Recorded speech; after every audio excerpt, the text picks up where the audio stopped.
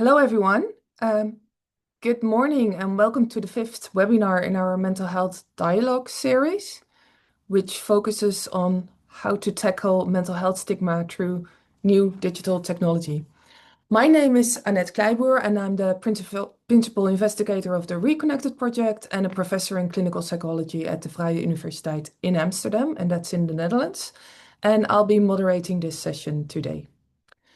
We talk about stigma, and we probably all know that the mental health stigma is important. However, mental health stigma is also complex and it has many layers, and I hope we can discuss some of these today. When we talk about mental health stigma, what we mean is the negative attitudes, stereotypes, unfair treatment that people with mental health health problems face from society. And these harmful views can make others feel left out, ashamed, or seen as dangerous or not normal. When people believe these negative ideas about themselves, we talk about self-stigma, which is also a problem. This may make people feel embarrassed or afraid to ask for help because they worry others will judge them or think they are weak.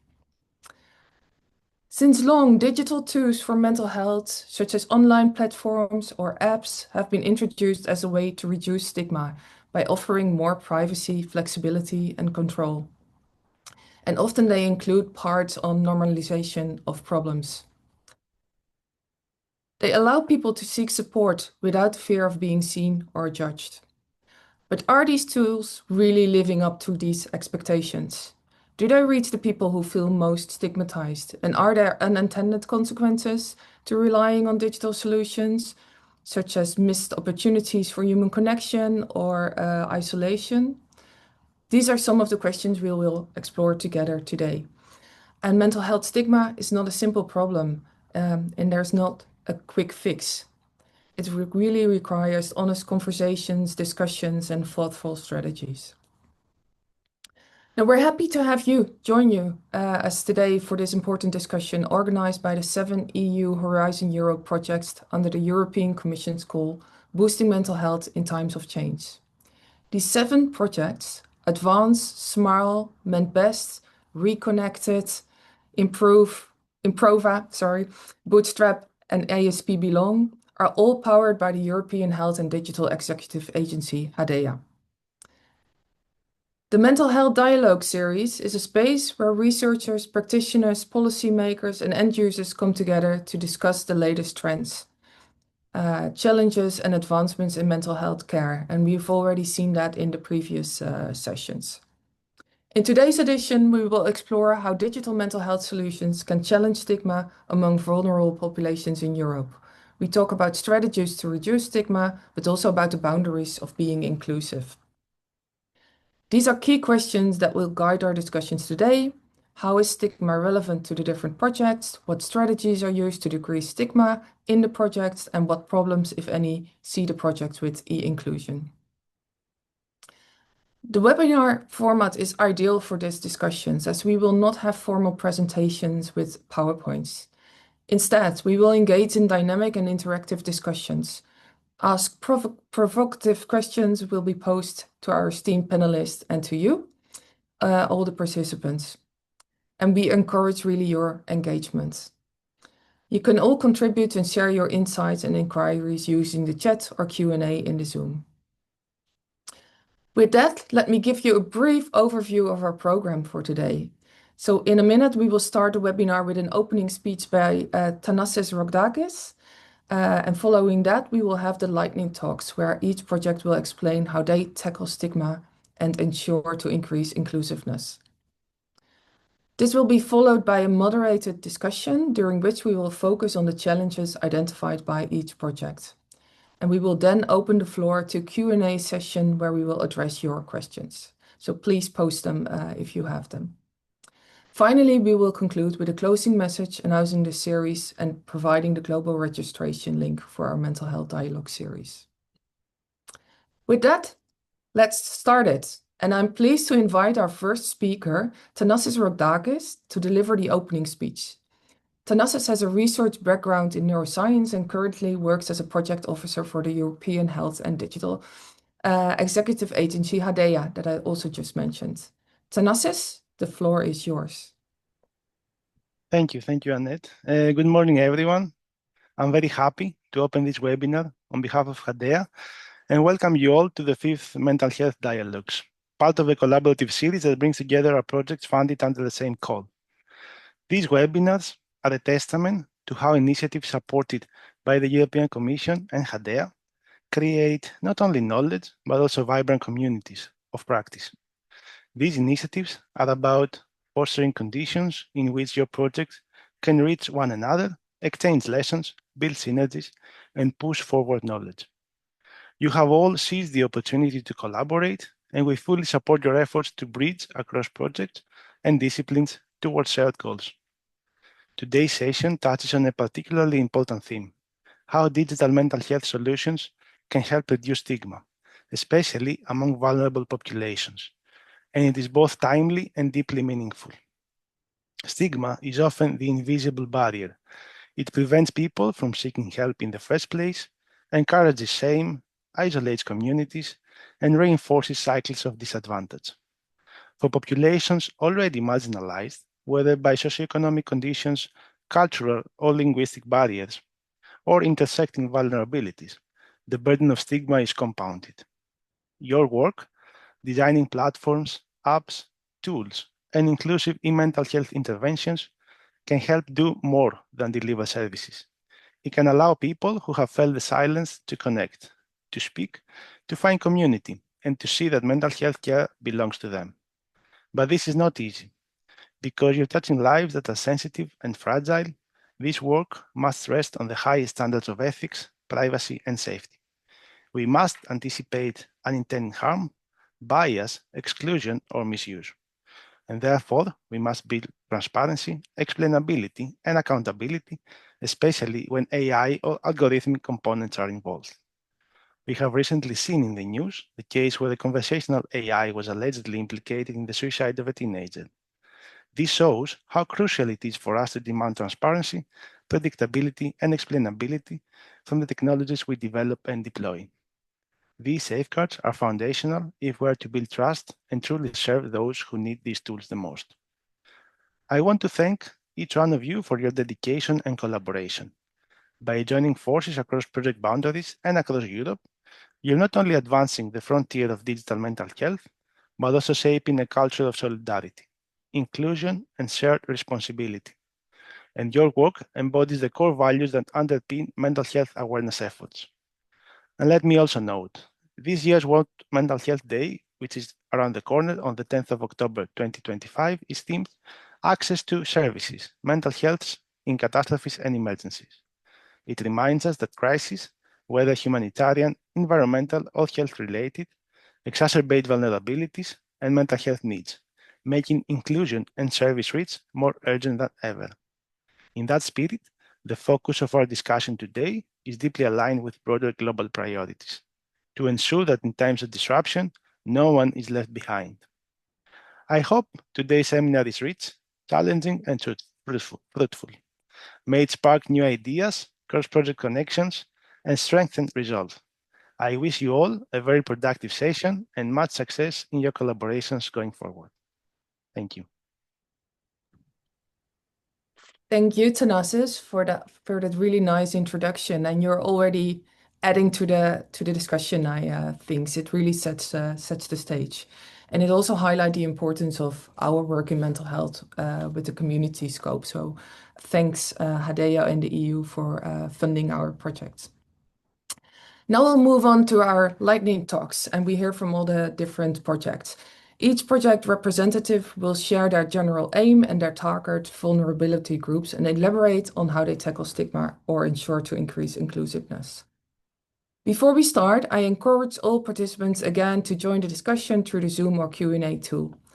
And want to first welcome now the representative of Advance and ask if you can introduce yourself briefly, name yourself, your role and the project, and share with us which vulnerable group your project focuses on and how your project tackles stigma or is trying to be inclusive.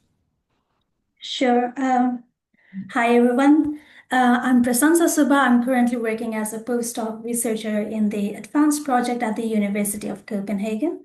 So just to give you a brief overview of what Advance is, it is a multi-country initiative across 7 European settings that addresses mental health vulnerabilities across the life course. So it mainly aims to improve our understanding on mental health promotion and prevention. And across different countries, we are working with vulnerable populations, meaning children and adolescents who are currently experiencing climate change related distress, or a population from um,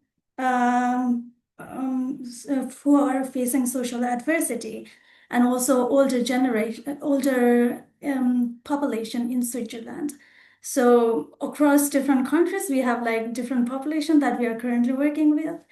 And with regards to what works in tackling stigma through digital mental health interventions, what we have noticed is the power of language. So the language of the interventions make a huge difference when content is framed around well-being, self-care, and learning, more than around mental health problems or using psychological word as such. People are more willing to engage. So on the other hand, what doesn't work well is assuming that technology alone will solve a stigma. Stigma is often just the tip of the iceberg for broader structural processes of exclusion. So, from an intersectional perspective, mental health stigma can weigh even more heavily on people from minor communities, such as those with lower income or education, which are often framed as social determinants of mental health. So it's not just about individual attitudes, but about wider social forces that tend to value some lives more than the others. So if digital interventions aren't sensitive to these realities, they risk reinforcing the very inequities they aim to address. So in advance, what we are doing is we acknowledge how these various social and contextual factors can play in differential experiences for different people. So we have placed equity at the core of our project, and we are currently using the Progress Plus framework to determine the key equity factors relevant to each country. So in our full definitive trials across countries, we will assess how these equity factors interact with stigma and intervention experience. And we also plan to study different implementation strategies and their role in addressing these inequities. So I can't wait to share more about our findings from our pilot studies in the upcoming, in the webinar over the course. Thank you. Thank you so much, Prasansa, for your introduction. The next up is Alsbeta from As Belong. Maybe you can say something about your project. Morning. Good morning. Can you hear me? I'm sorry. Yes, that now it looks all right. Good morning, everybody. I'm very, very happy to be here with you today.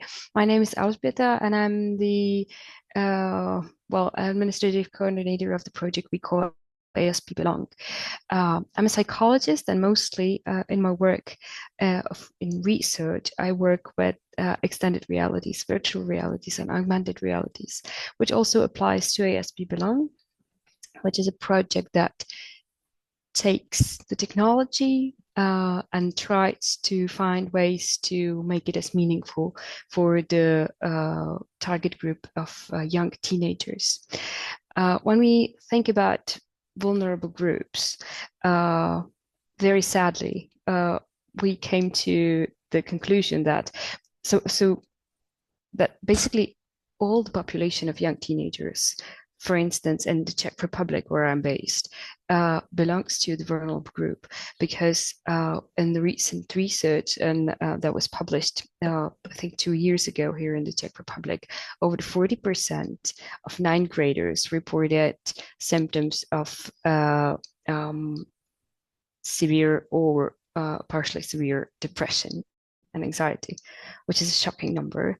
And although we promised and we do focus on socially disadvantaged locations in all 3 countries where we are currently working with the youth, that is the Czech Republic, Portugal, and the United Kingdom, when we actually come to the schools, we see that basically all the young people need the support of any kind, and that's why we're very inclusive in the research that is right now running. So we have around 40 classes of young people aged 12 to 13 in those 3 countries. That makes it 120 classes altogether, and we are working with them through a program that we've designed on mental well-being, psychological well-being.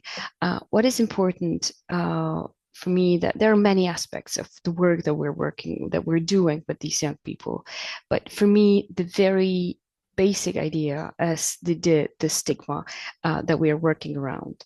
We are using a very artsy style of working with children. We're using arts together with the technology to support and enhance the psychological effects that we want to achieve. And what happens is that we are very deliberately avoiding labeling, using the terms that many young people are aware of. They're familiar with what depression is, what anxiety is, but we are deliberately trying to avoid these, working through stories and subjective experience and powerful memories. And this is how we are trying to tackle the stigma among young people. We are right at the beginning of the study, so we will have the result about how we managed in about a year from now. But I wanted to tackle a little bit about the inclusiveness as well, and I'm sure that we will get to that, because we are facing many challenges when we try to use technology to be more inclusive, because technology itself brings a lot of the opposite influence with it. So we're trying to be as open to various needs, be it specific needs in education or the social dynamics of each class that we're working with. I'm sure there'll be space to talk about that a little bit more as we go a little deeper in the discussion. So I would probably wrap it up here and look forward to any other questions and discussion topics that we'll have. Thank you so much, Asbeta. Then we move on to Nick from Bootstrap. Can you introduce yourself?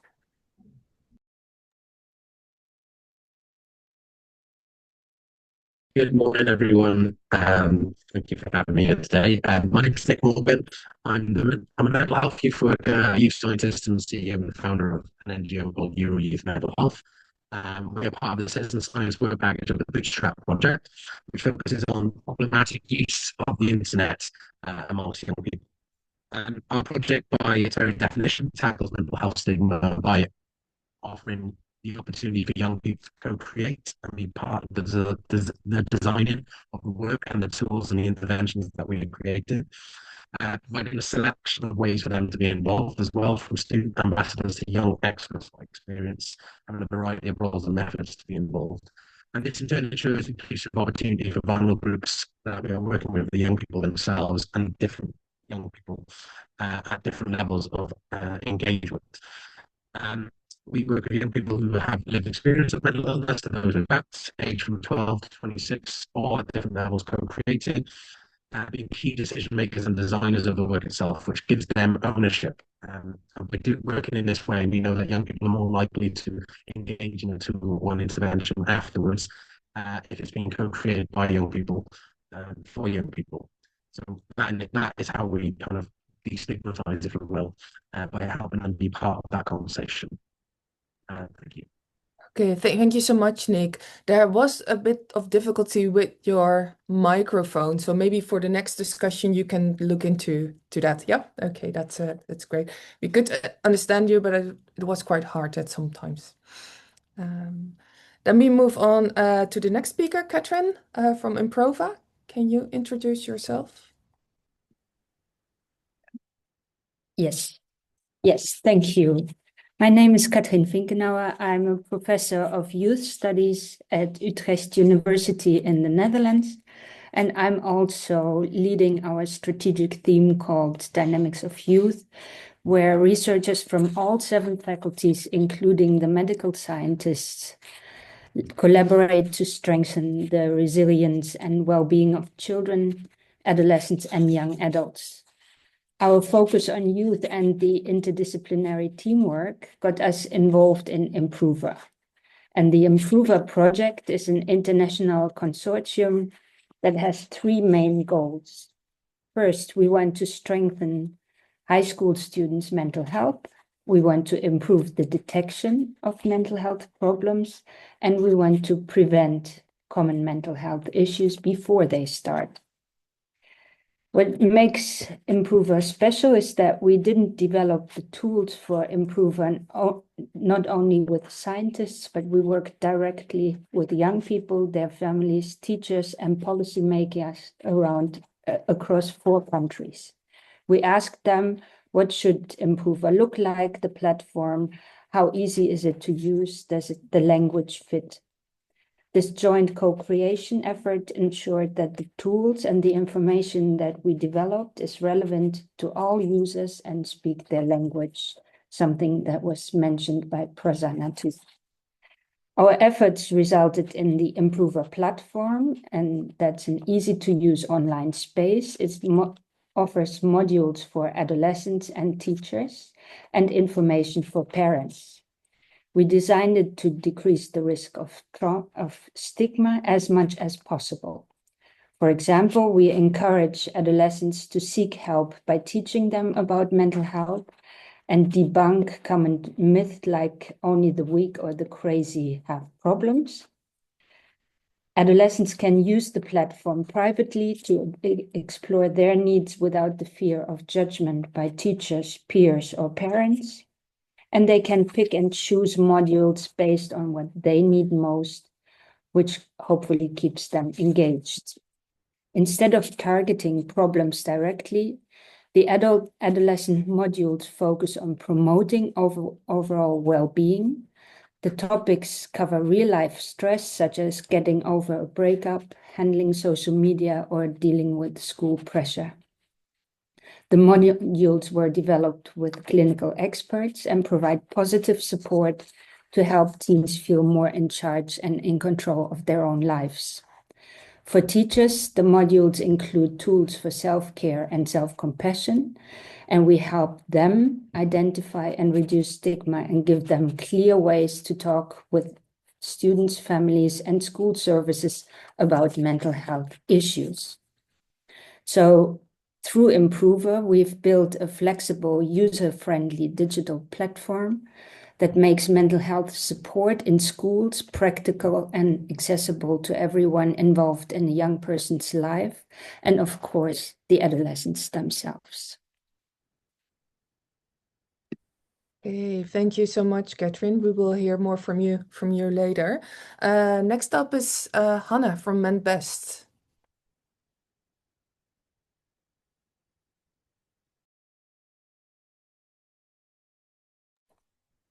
Yeah, thank you. Good morning, everyone. I'm very happy to be here and to join this webinar. I'm Hannah. I'm the Deputy Scientific Director at the German Foundation for Depression and Suicide Prevention, where I work on how digital tools and artificial intelligence can help us to better understand and treat depression. The MenBest project is a European initiative that focuses on protecting and strengthening mental health during times of major change, things like pandemics, war, or economic crisis.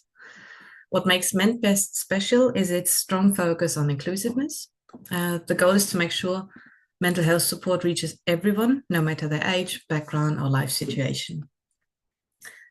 At the center of the MenBest project is Mentina, a smart mental health app that helps people manage stress, anxiety, and emotional well-being in their everyday lives. The app is designed to learn from users over time and uses AI responsibly to give personalized tips and early warnings about potential mental health risks. it's designed for everyone, not just those with a diagnosed condition, but also for people who might simply be feeling overwhelmed or burned out. We are currently testing Mentina in Spain, Germany, and Denmark, and we are working closely with people from different communities to make sure it fits a wide range of needs and cultures. Mentina is part of a broader approach that combines digital intervention with local community-based support, because we know that technology works best when it complements real human connection. MentBest also pays special attention to groups who face more stress or fewer resources, such as young people, migrants, and those who've been unemployed long-term. By breaking down barriers like stigma, language, and access, we want to make prevention and early support more fair and more available to everyone. In the end, MentBest is about building a more inclusive and responsive mental health system, one that can adapt quickly in times of change and support people wherever they are, especially in times of change. And I'm looking forward very much to the discussion, and thank you for having me. Okay, thank you, Hannah. Thank you so much. Next up is Esme from my own Reconnected project. Esme, can you tell a bit more about yourself and the project? Thanks, Annette, and greetings and good morning, everyone. My name is Esme Ducani, and I'm a postgraduate researcher at St Mary's University, which is based in the UK. So it's a great pleasure to be part of this panel and to also represent the Reconnected project. So a bit about my background. So I work in global mental health, but in the past 10 years, I've largely focused on kind of developing, evaluating, and implementing digital interventions.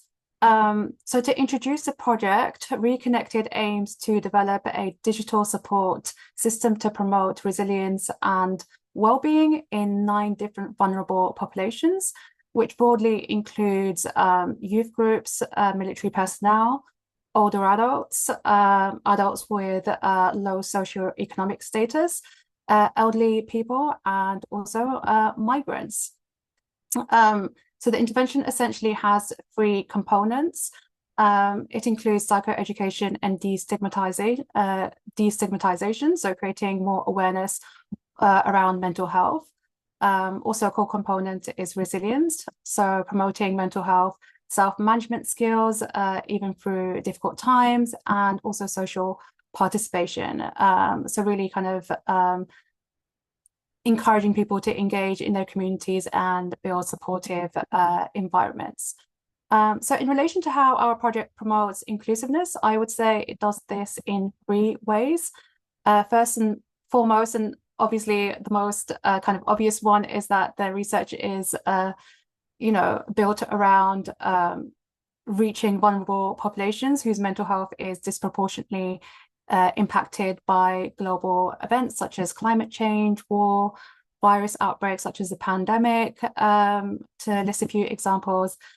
Essentially, the project aims to develop a digital solution to bridge support gaps for groups that are typically underserved, excluded, and experience high levels of stigma. I would say another important way in which we do this is our strong commitment to involving the target population. We actually have a work package that's specifically focused on this.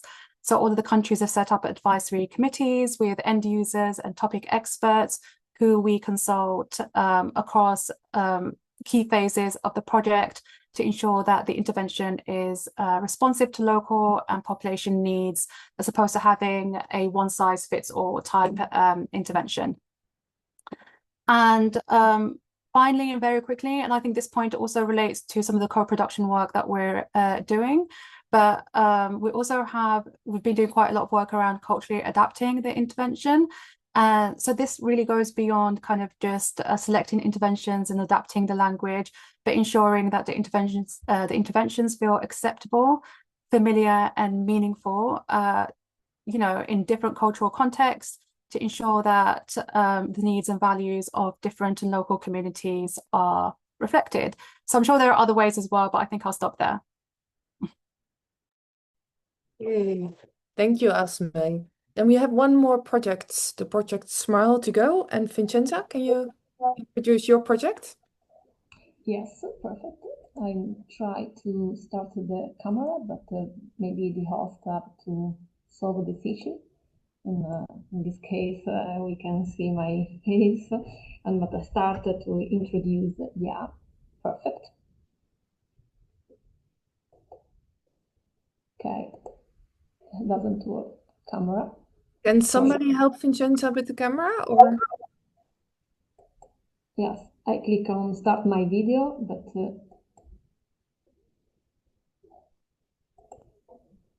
doesn't work. But are you able to hear me? We cannot see you, Vincenza, but maybe we can otherwise Yeah, but so speak without camera. the camera doesn't work. I don't know why. In any case, good morning, everyone. So I'm excited to introduce the Horizon Smile on behalf of my colleague and project partner. Our e-mental health initiative designed to make support accessible, human-centered, and stigma-free.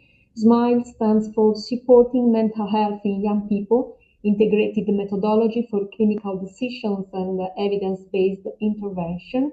Our target group are adolescents in the age range from 10 to 24, and the Horizon Smile project is not developing only a single tool, but a digital ecosystem composed of a companion app for everyday self-care, a serious game to promote engagement and skill building, an open knowledge platform for interactive learning, and finally a decision support system to guide the users, healthcare professional, toward appropriate intervention.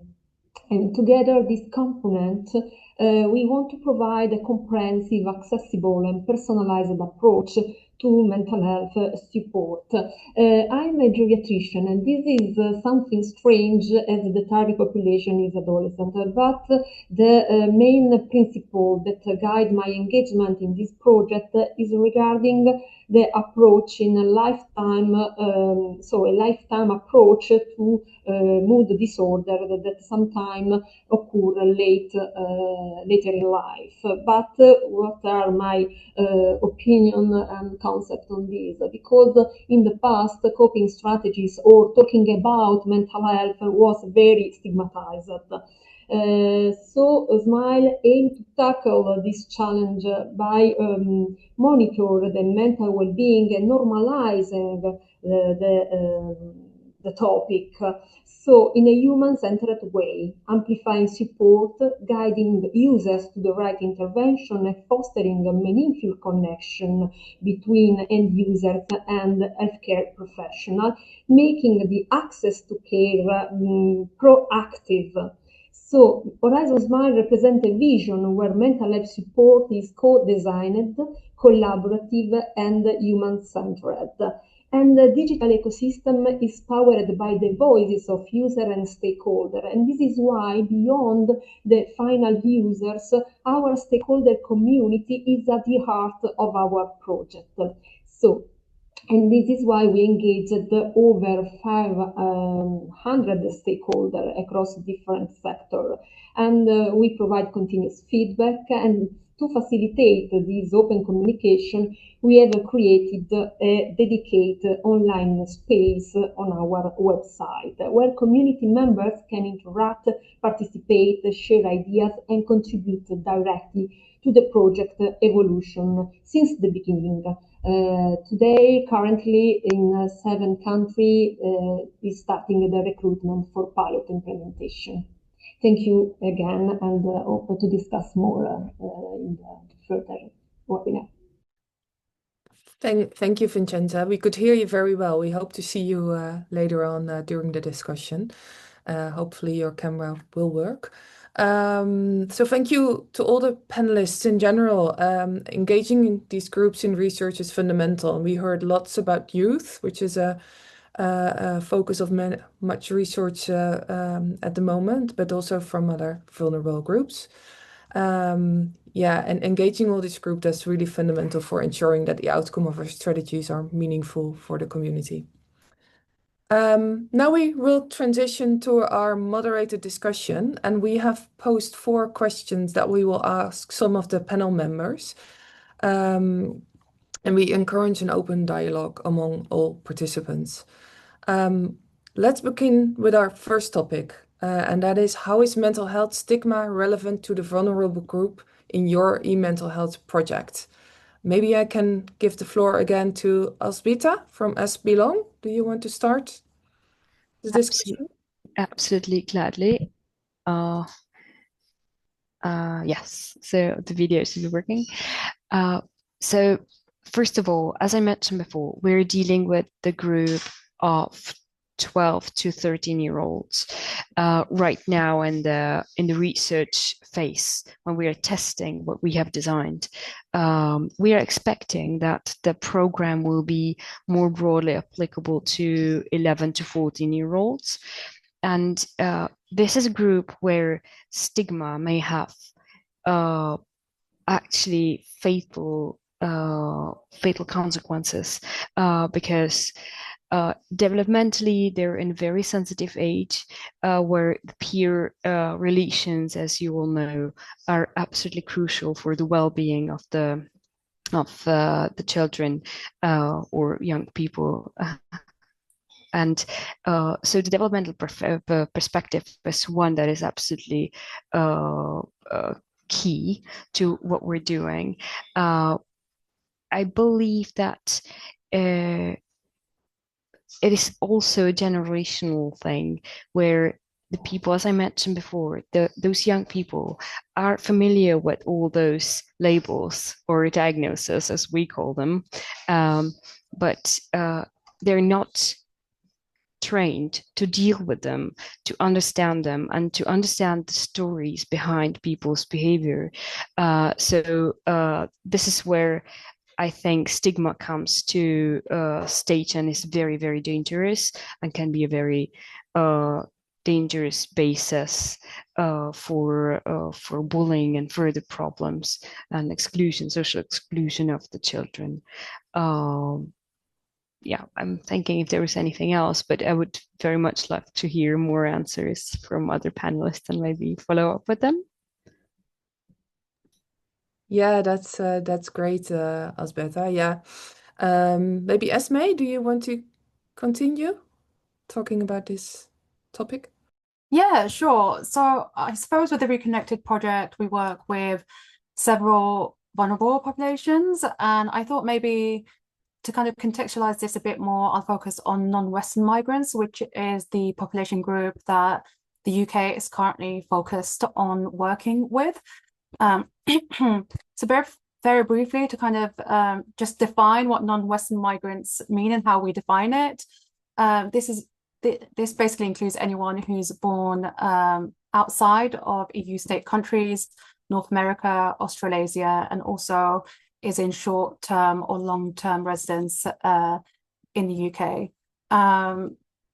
So broadly speaking, mental health stigma remains a major issue in the UK. Recently, a survey showed that around 50% of people reported feeling shame, in relation to experiencing mental health challenges, and often stigma is perceived to be far worse than the symptoms actually being experienced. And I think to compound this, stigma is often a lot more pronounced within non-Western migrants in the UK for multiple reasons. On a cultural level, non-Western migrants often link mental health to perceived personal weakness, or spiritual beliefs, or even fear kind of being labeled mad or incompetent, which are actually, I think, sentiments that also relate to Western countries and stigma as well. And actually, on top of that, it also gets worse in that migrants worry about acknowledging their kind of mental health struggles could affect their legal status and job prospects, especially considering the very negative discourse around migrants in the UK and actually potentially across Europe as well. So essentially, our project aims to address this by kind of framing the program in a way that's kind of empowering and non-clinical, so essentially focusing on well-being and resilience. There's also a very important kind of, I think one of the 3 components that I mentioned are part of the intervention include kind of mental health literacy and destigmatization, which aim to normalize experiences and really kind of build awareness that around mental distress that they might not have had, and actually kind of come to a realization that they could alleviate some of the symptoms that they're experiencing. And then the final point, obviously, being that the digital intervention itself is a great way of enabling marginalized populations who otherwise would not access interventions to access mental health support in a way that they feel secure that it's not going to be registered in the healthcare system and so on. So I think those were my points. I think I probably should stop there because I've gone on for a bit too long, but I'd love to hear what everyone else thinks. Yeah, that's no problem, Esme. Maybe Vincenza, you can just say a few words about your project. I'm already hearing quite interesting things like that generations might play. Yeah, absolutely. Also for Horizon Smile. So stigma is very relevant for our target group. If you think, for example, children and adolescents who are in the critical development stage and may lack language or agency to articulate distress that could be escalated in the more challenging issues. And for young adults that are in the transitional phase to independence, often experiencing stress for a job application or maybe for the university career, identity shift and life instability. And if you talk about some subgroup with additional vulnerability, like for example, people with a low socioeconomic status, migrant backgrounds, and rural or remote youth, LGBTQ+, or those with limited digital literacy. Why stigma is highly relevant for our group? I can synthesize in 4 points. The first, stigma as a barrier to early help seeking.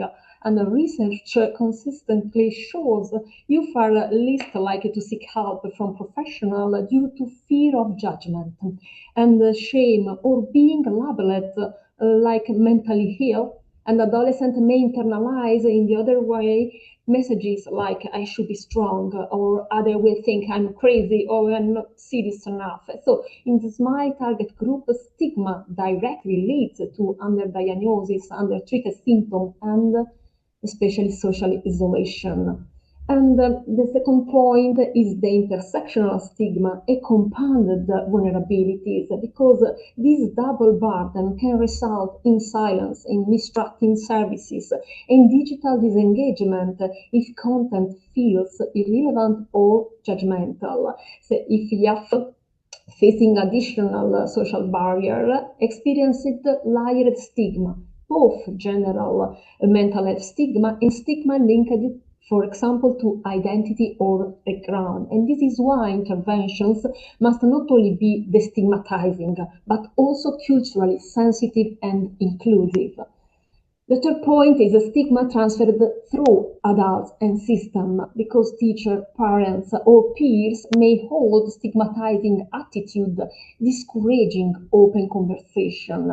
Even well-intended professionals can medicalize or moralize distress that can reinforce shame. And this is why SMILE enriches this by including educational component for parents, for teachers, for educators, but also for policymakers. And final, regarding to the use of digital tools, in mental health, stigma also influences how youth engage digitally, because they may avoid, for example, apps or digital tools labeled mental health. They prefer, for example, something framing in the name of well-being or life skill. There are another concern regarding the fear of data privacy breaches or being tracked also feeds stigma-related avoidance. So SMILE would address this kind of problem, use a low threshold, privacy-preserving, youth-friendly digital design. So in our project, stigma is at the core of our intervention to be addressed. Okay, thank you so much, Vincenza. I think it all becomes very clear that stigma is well addressed in most of these projects, and you thought it well through. There's one question I want to ask you all as panelists from Peggy, actually one of the participants. She thanks you for sharing your insights, and many initiatives target self-stigma and stigma within communities. Well, that's what you also explained. But provider-level stigma, particularly in primary care, can still hinder access to care. As digital interventions increasingly guide people toward healthcare services, how are programs addressing this challenge along with structural barriers, like institutional policies and the burden of patients of having to retell their stories across different levels of care? Did anyone think about that in their project, or does anyone see problems there or can respond to this? I can address this question. So thank you, Peggy, for providing us your question. Because in our project, the challenges to realize program at the institutional level require the stakeholder involvement at different levels and increase the awareness about the issue. This is not for today, but also for the future. Because if we address the resilience of adolescents, we want to create a more resistant society for the citizen of the future. But it's important for policymakers they have evidence-based to create program. Without evidence, policymakers are not so confident in create or addressing funding for this kind of project. Because we know there are some fear about digital tools. But it's important to create education in how we can use digital to offer the best solution for the problem, which is in this case mental health. So first of all, increase our evidence-based. Okay. Maybe Elspeth or Esme, do you have anything? Yeah, I would love to respond. I suspect that Peggy, correct me if I'm wrong, might be referring to clinical population and like retelling the story in various phases of the care, and that's a pure nightmare. And I absolutely share the concern about how uncomfortable and victimifying, is that a word? Like enhancing the victimization of those people, even worse. I thought it's worth mentioning that, for instance, in ASP, we're working with non-clinical population, meaning that we're not excluding clinical population, but we're working with a broader group. And so our task is mainly to normalize talking and thinking about mental health so that it might be in the future, it might be less uncomfortable for people to talk about that at all. And but I want to mention some structural barriers that we have run into. And one is on the level of schools and teachers. So when we started the project, I had a first consult with an expert co-researcher we've had involved. And they said, well, your biggest challenge will be to persuade teachers that mental health is something they should be dealing with at all. And so, for instance, here in the Czech Republic, we're really doing our best to bring the topic to schools, to regular teachers who are focusing on maths or Czech or literature or English, and telling them, well-being is a part of it. And if the children are not well, they won't learn maths or Czech or English. And this is a very basic structural barrier that we're facing and trying to overcome. I think that through building relationship of trust with the school, slowly in a long term, gaining their trust, giving them tools they can work with that are not demanding. We're not adding the burden to the system, to the people working in the system, because they have a lot of obligations to fill in. I think we're slowly getting there, to getting them on board of acknowledging the topic of mental health in schools, for instance. And the second example, and I don't want to be too long, so I'll try to be brief. We've run into schools that are very specific, for instance, extremely socially disadvantaged. They're, inclusive schools in areas that are all socially disadvantaged, and they often face rejection from programs that are offered to normal schools, with some sort of regular level of disadvantagement or special needs. And I'm very, very curious about how we succeeded in designing something inclusive to be applicable in all these kinds of environments that are there. Yeah, thank you so much for those insights. I think that really is a nice bridge also to the next question that we pose. And for the next question, I want to invite Elzbieta again, so you can stay for this question and maybe elaborate a bit more on this question. And Hannah, Prasansa, and Nick are also joining this discussion. And an important question, because I think we all try really hard, but can e-inclusion, so inclusion through digital technologies, really help to decrease the problems associated with mental health stigma within our vulnerable populations? And how? And maybe to give you a bit of a break, Elzbieta, Hannah can start with this question. Yeah, thank you very much. I'm happy to start.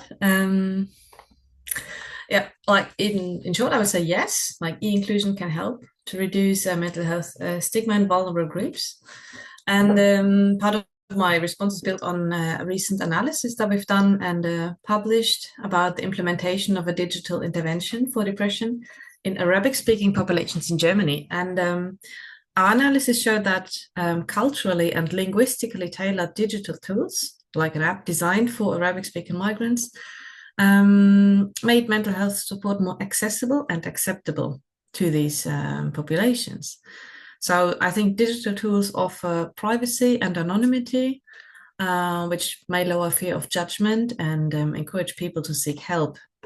Digital interventions can also help to overcome practical barriers such as distance or limited access to professionals.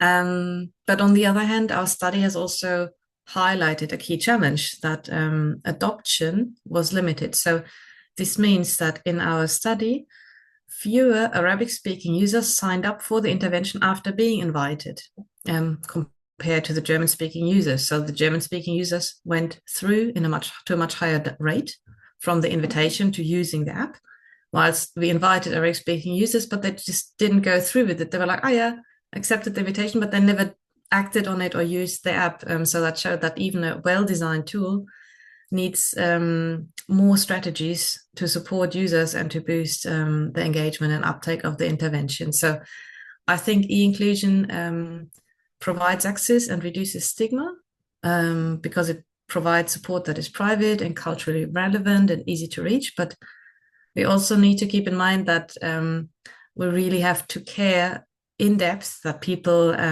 can also adopt and use the intervention, and that there may be other hurdles that need addressing for these groups. So we need to don't take it too easily and just throw out e-interventions to these vulnerable groups and think we've done everything. I think we need to really care that it reaches the people.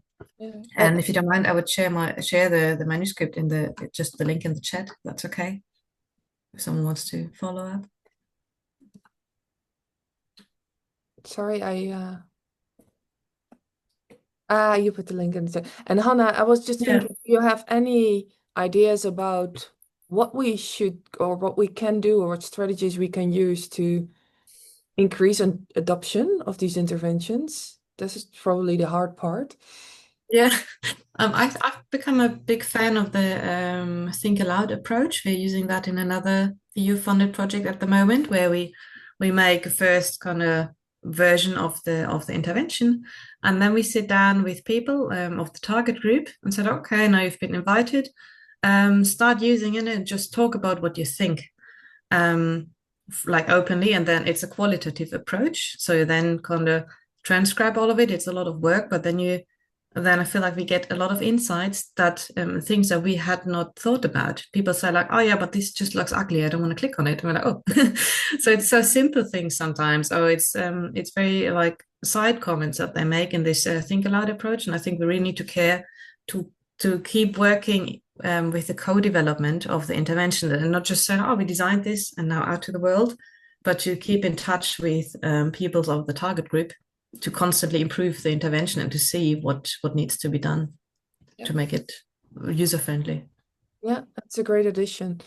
I wanted to give the floor to Prasansa. Can you say something from the perspective of Advance about the topic? Yeah, so echoing our other panelists, we here at Advance also believe digital interventions to hold a promise to address stigma to some extent by offering a safety net. So meaning a safe space where people can engage in mental health support privately and also without fear of being judged. It's more personal, flexible, and more accessible, as others have also mentioned. So I would also like to give you an example of digital interventions that we are currently testing with adolescents in two of our sites, Germany and Lithuania. So across both countries, our interventions share a common structure. So they combine self-paced digital learning with weekly catch-up sessions that bring a human touch to the process. So this blend helps balance flexibility and connection, which has been key in reducing stigma and keeping participants engaged. So, well, the main difference lies between these interventions across two sites is how the human element is being delivered. So in Lithuania, the program is entirely individual focused.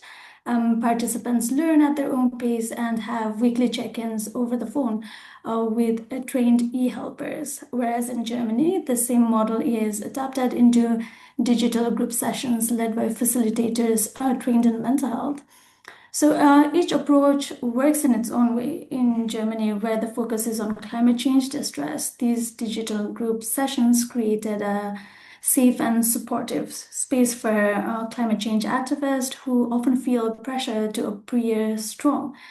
So, sharing their experiences with others facing similar emotions helped normalize distress and reduce the fear of judgment. In Lithuania, young people valued the anonymity and flexibility of chat-based support and the phone calls with the e-helpers. So in both the cases, they could reach out from a safe space that they felt, the safe space and in their own time. So while the format differs, both interventions show that digital tools, when combined with some level of human connection, it can create a powerful sense of safety, reduce stigma, and make mental health support more approachable. Thank you, Prasansa. Alsbeta, do you want to respond to that? Yeah, absolutely. Thank you. I absolutely agree with everything Prasansa and Hannah have said. And I would like to follow up on Hannah's mention of co-development because in our program we call Lena, we have involved the target group of those young teenagers in the entire design process. And it was an extremely beneficial thing to do for them and for us. I think we've actually, it was the very, initial phase of the project when we just started thinking about what to do, how to do that. And those young people who joined us for those creative workshops, designing the e-intervention were just amazing, and they shared so much and they brought so much insight into the design process, and they helped us design something that speaks their language. The technology itself, I believe, is a native language. It's a mother tongue of young people today, and we're all aware of the anonymity that might encourage them to share things, and the little bit of distance or safe space that the virtual elements provide. But I think it's very important to speak their language even in the content of the apps. So that has proved extremely, and I think we've learned a lot about our target group through that process. That's probably the most important thing I wanted to mention. And yeah, I would probably park it there. Okay, that's great, Elzbieta. I think you'll kind of all agree really that involving kind of users, end users, and experts in the process is really important. Nick? Annette, yeah, Yeah. I'm sorry. I'm sorry, Nick. I just wanted to add one more thing that I thought we should probably mention, that the technology might create barriers as well. We need to be aware of that. And I think we'll touch that later. But one group that I thought of only later on the project, when we might create barriers to deal with the topic, are the teachers, for instance, in our cases. So we've been very much focused on the young people and how they're feeling in the game. And we thought, okay, well, designing something that the teacher will do with them, and it must be very user-friendly for the teacher to feel comfortable. But we, right now, in the practice, when we're implementing the thing, we are spending a lot of time taking care of the teacher's needs. So we must always think of all the groups involved. That's just one thing I wanted to mention. Thank you. Yeah, no, it is a great addition, because we're also asking them to touch upon very difficult topics, and they may feel uncomfortable with it. Yeah, that's true. Okay, Nick, then do you want to? Yeah, let's check my audio is working okay. Is that a bit better? Happy days. Yeah.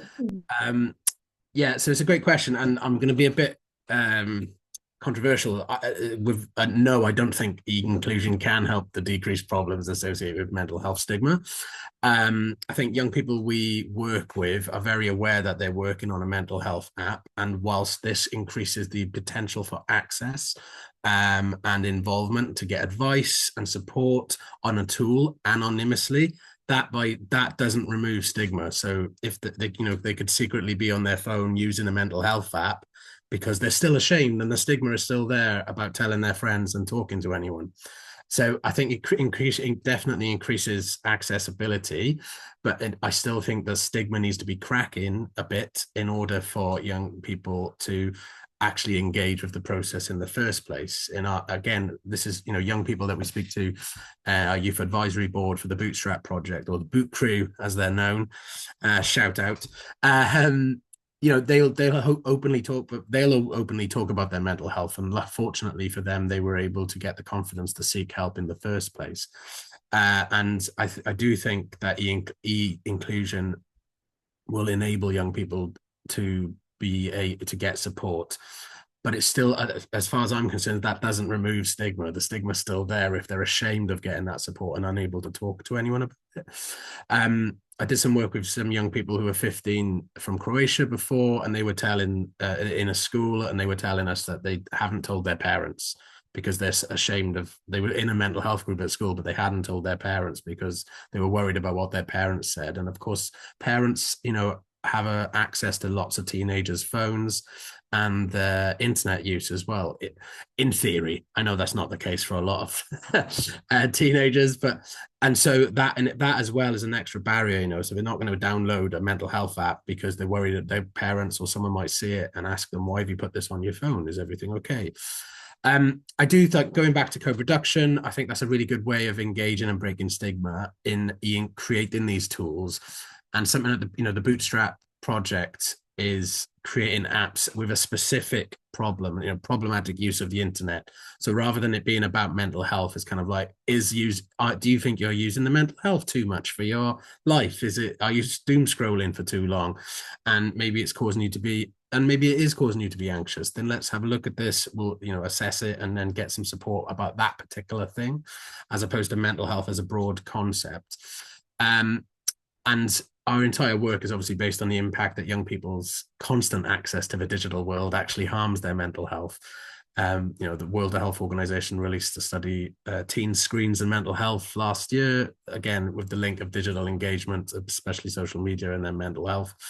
And I do worry sometimes as a youth worker that young people are being bombarded by digital technology now. So I do think there's a balance, and I think I can't remember exactly who, but someone else talked about the idea of having elements of digital autonomy, being able to do something online, and that does increase inclusion, especially for those maybe unable to reach therapeutics, physical spaces. Their geography might inhibit them being able to reach a clinic or something.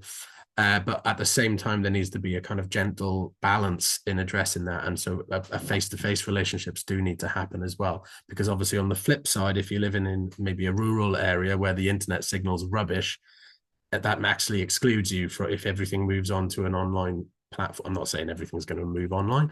And so I think I do believe that it's a very fine line. I don't think it'll do a little bit for removing stigma, but it'll primarily, I think, help increase access. But the stigma, I think, sadly, might still be there unless young people themselves can convince friends to go on this app and learn about mental health as well and be made more aware. I'll stop there and welcome to answer any other questions and carry on from that. Yeah, thank you, Nick. I basically have a question for you, but I also want the other panel members maybe to respond very quickly. I don't know if anyone wants to respond. Yeah, just wanted to add, especially with regards to internalized stigma, I guess, as you said, Nick, perhaps the stigma within ourselves may be hesitant, like some youth might be hesitant to engage in intervention overall. But I guess although we won't be able to remove stigma completely, but then there are maybe some ways to go about it, as we have said earlier about the use of languages, how we frame the intervention as a whole. So rather framing our intervention to promote well-being, to manage their emotions, for emotions regulation, for example, or maybe bringing in the creative approaches to our intervention. So not making it a very boring psychoeducation format, but then bringing in the gamification process. I think those are the ways we might be able to address to some extent, but then removing it completely, that's a huge challenge for all of us. So yeah, just wanted to add those. Yeah, thank you. Basically, it would also answer my. I would want to ask Nick about what he thinks is needed to reduce stigma, but you basically already gave some suggestions. Happy to, I think what Prasansa was saying then about language is really, really important. The Bootstrap project works across 9 sites across 9 different countries, and we hold these amazing boot camps where we get young people, sort of 12 to 16, from all these countries come to one place for 3 days to do lots of co-creative and co-production work. And obviously, it's all done in English, but we try our best to engage in various different languages. There's teachers there to help. And language is so important. So we're doing all, and most of us are probably all doing research in English, right? And there's certain words in different countries that don't exist in English, and vice versa, for one. But also, even like you mentioned, Prasansa, the youth language. What language are young people using in terms of how they're talking about their emotions and their mental health and struggling, but also cultural language. I think Elspeth, you've mentioned about cultural and kind of different communities' language and how Black communities talk about mental health and how LGBTQ address mental health. Thinking about all these different things as well comes into it, and that's a whole other conversation about inclusion, because I'm very aware that when we do co-production work as an organization, Eurojouth Mental Health, and our boot camps, the majority of the group is white European. And I think in the previous question, someone mentioned about migrants, or Hannah might be, talked about migrants and refugees, and that's another community of young people that need slightly different approaches. But I guess it's a first step, these research projects, right? It's like, okay, well, if this is working, how can we then make it more, adapt it to help specific communities or vulnerable groups, as we've been talking about today. Yeah, thank you, Nick. I'm mindful of time, so we move on to the next question, and therefore I want to invite Nick again, so you can kind of stay, and Vicenza and Catherine.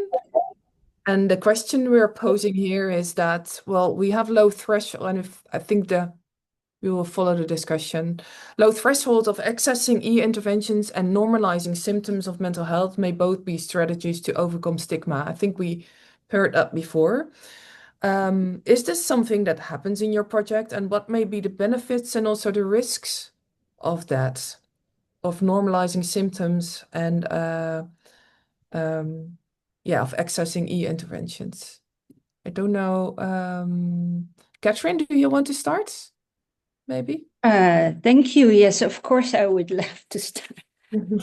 I tried to be brief because a lot of things have already been mentioned, like accessibility. You can scale it so you reach more people.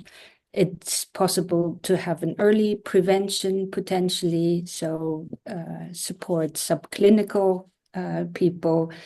Things can be tailored, so that's an advantage. And in our case, we involve the teachers and the parents and the school personnel, so that can help in talking about mental health in the school setting. So it becomes more of a culture of talking about problems. So not everybody can succeed. However, when you look at the literature, you see that it's still the rich are getting richer. And so those with higher socioeconomic background profit more from general interventions. There is very limited evidence, like good evidence for the effectiveness of interventions. People may drop off. So what we saw is that adolescents may start a module, but then they think, that's too much work. I'll ask ChatGPT. That's easier and much more nice to me. And some people may over rely. And I wanted to react to Nick's observation that anything that you do online needs to be translated to real life, real relationships, real people. And many of the interventions, and some people call it face the valley of death. So that there is an enormous gap between what you see online and you feel comfortable, but then you have to actually talk to a peer or a parent or somebody who's totally the opposite of who you are, and then it doesn't work. But I learned it all online. So the proof is in the pudding, I think, in eating the pudding. So yeah. So what we also were wondering is whether it would be useful to ask adolescents, for example, if they have at least one person to confide in, one person that they can really be themselves, who accepts them in their daily life. So not only the online, and I have to see, because yeah, it was mentioned already by Prasanna, that ideally you mix the online and an offline intervention. So yeah, basically what you're also saying, it could be a risk if you isolate yourself with the online world. yeah. I don't know whether you want me to talk about iatrogenic effect, so that things backfire.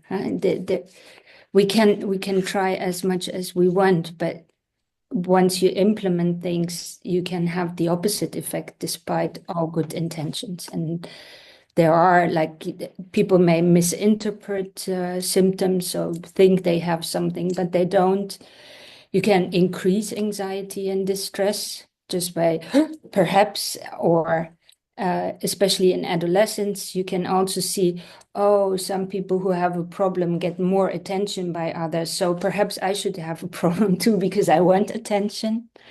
But it can also feel super lonely and isolate people because, yeah, you feel that you can be there online, but you cannot do it in real life, which may even make people feel more lonely than they were before.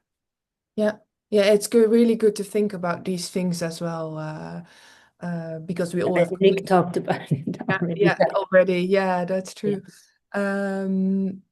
Maybe Vincenza, do you want to say something first about your Absolutely, because both these strategies are very central for our project because by providing a low threshold digital platform, young people can access self-assessment, monitoring tools, and gamified intervention that are the features that are useful to use during their period and in the what fashion privately and without barriers, which help reduce the fear of judgment or encourage them to an early engagement. So, by avoiding clinical labels like treatment or disorder, young people feel more comfortable engaging with this kind of tools. And regarding the self-improvement, wellness, rather than a mental illness apps. It's important the language, as Nick before said, that could increase the reach and uptake of this kind of tools. And the low threshold entry allow early access before symptoms escalate to clinical levels.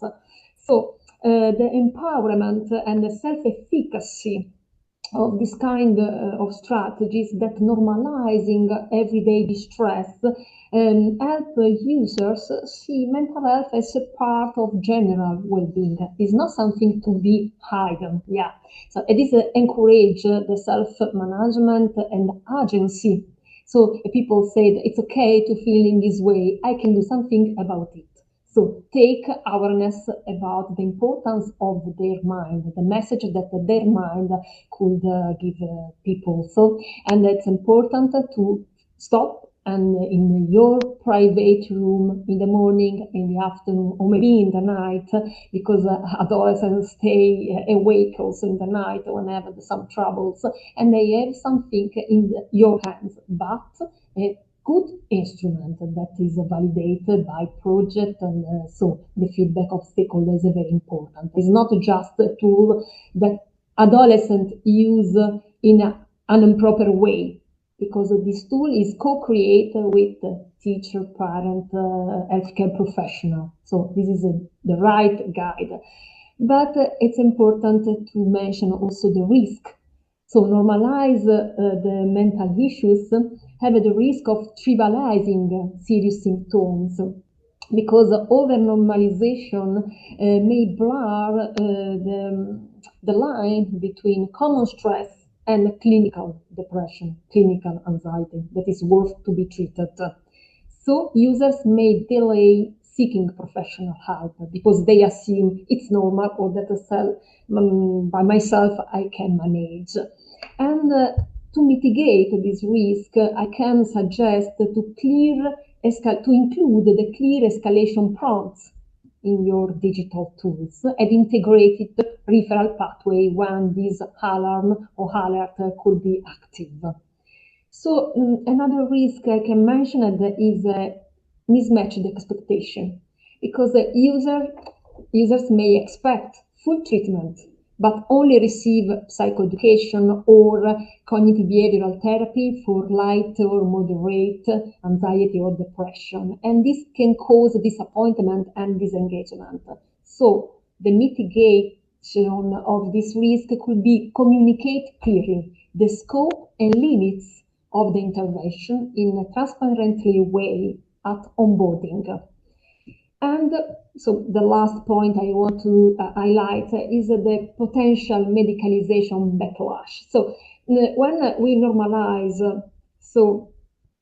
this problem, these issues, yes, it can reduce stigma, but also encourage over-identification with mental health labels. So everyone is anxious.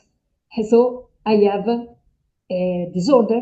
No. So we need to emphasize the spectrum thinking and resilience building, not pathologizing.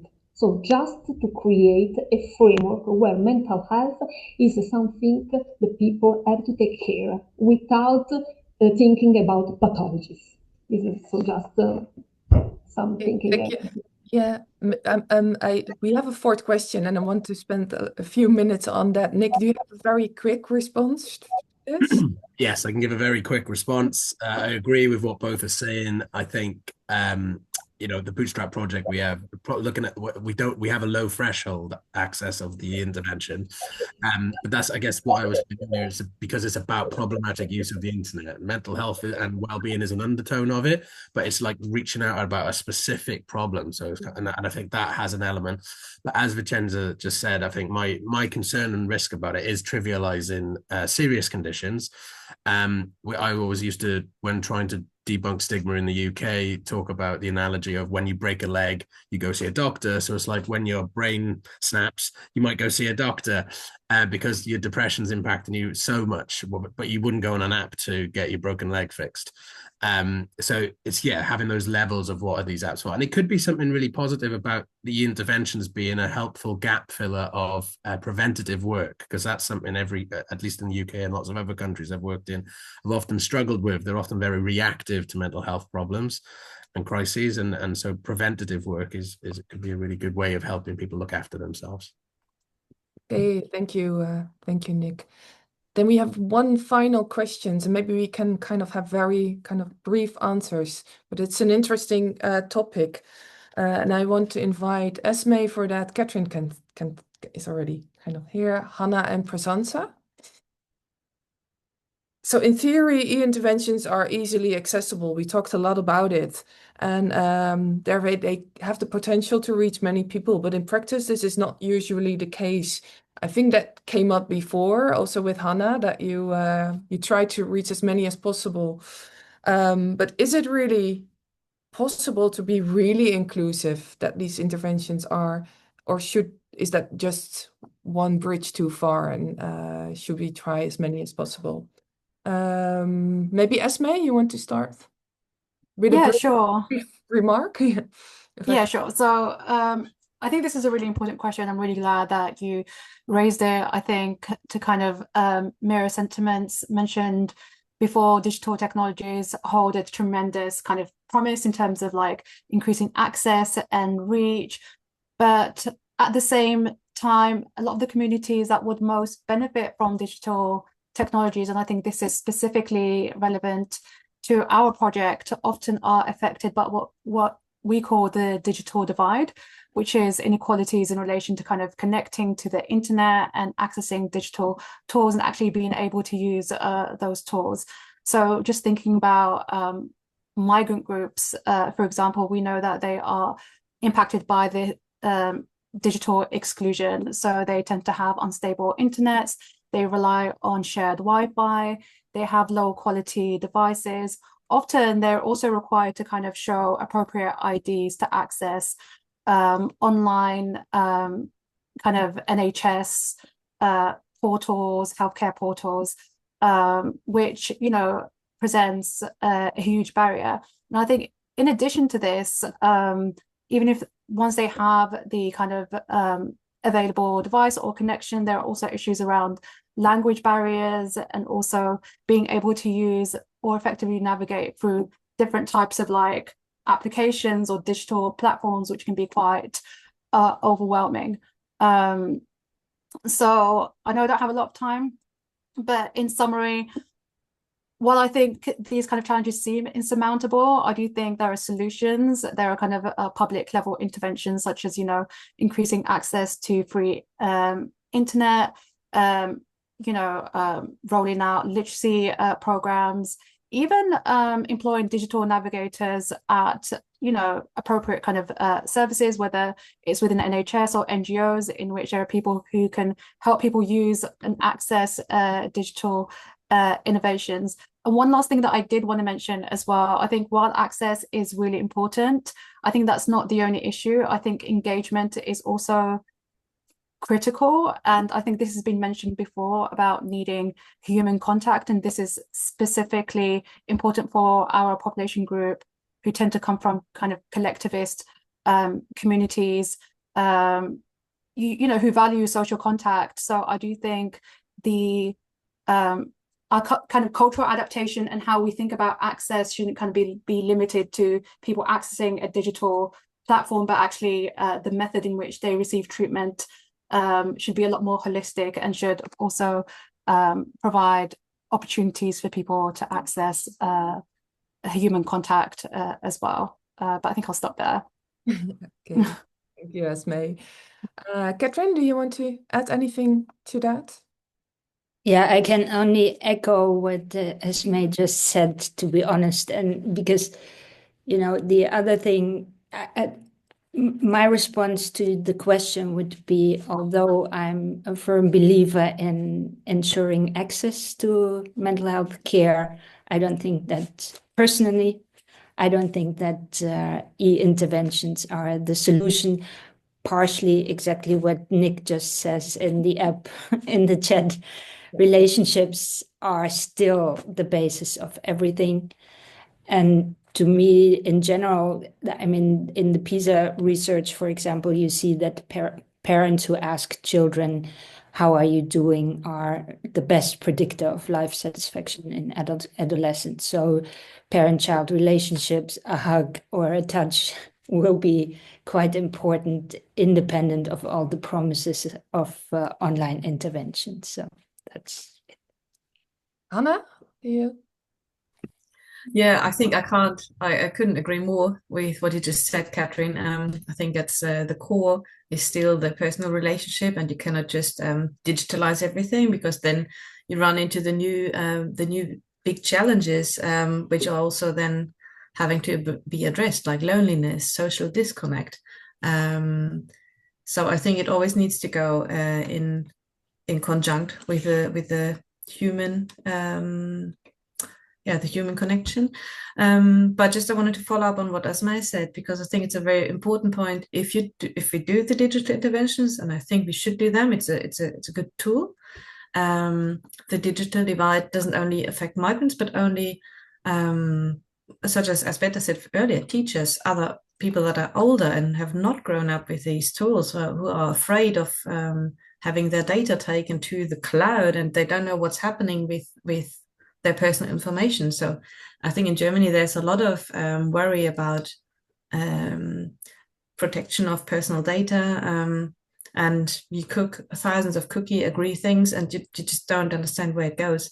And I think that's only going to be exacerbated in times of AI. So it's really important to explain what is happening with my data. That's where explainable AI comes in, like what is really happening in these models and how is output going to be generated, what does it actually mean? I think there are big challenges to make it really workable for everyone and to ensure inclusiveness and access. And I think I'll stop there. I could go on more, but I think these are my main points. Yeah, it's a topic that you can talk about for a long time. Maybe Prasansa, do you want to have a final word?